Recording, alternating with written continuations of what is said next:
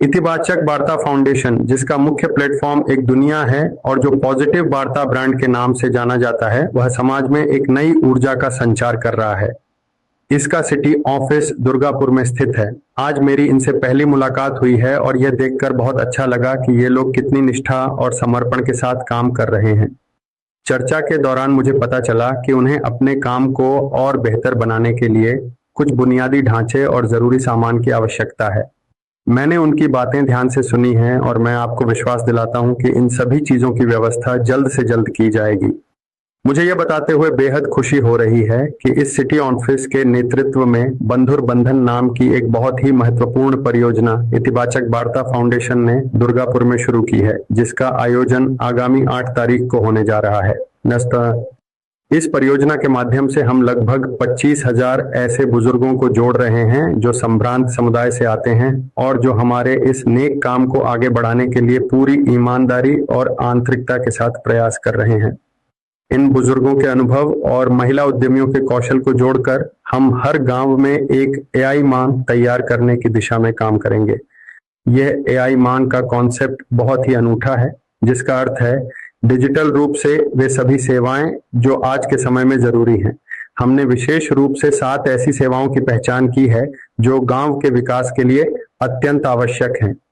हमारा लक्ष्य है कि उस गांव का हर एक व्यक्ति इन सेवाओं का लाभ उठा सके और इसके लिए ये एआई मान पूरी तरह से सहयोग करेंगी। अब सवाल यह उठता है कि इस पूरे काम में उनकी भूमिका क्या होगी और वे किस तरह से लोगों की मदद करेंगी।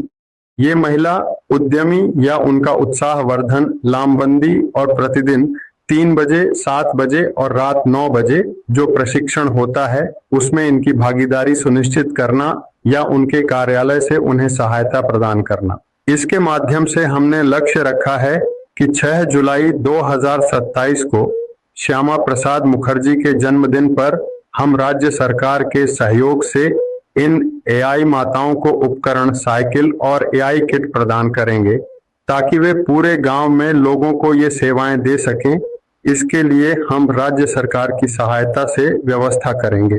खुशी के साथ सूचित करता हूं कि दीनदयाल उपाध्याय की जो सोच अंत्योदय और एकात्म मानववाद की है, उस सोच को लागू करने के लिए प्रधानमंत्री की डिजिटल भारत की सोच के माध्यम से और राज्य सरकार के मुख्यमंत्री की सुशासन के साथ ईमानदारी से काम करने की मानसिकता के साथ हम सुविधा प्रदाता, फैसिलिटेटर के रूप में काम करते हुए निश्चित रूप से पश्चिम बंगाल में इन सेवाओं को हर गांव के लोगों तक पहुंचाने के लिए हमारा यह फाउंडेशन या इतिबाचक वार्ता एक सकारात्मक भूमिका निभाएगा। नमस्कार।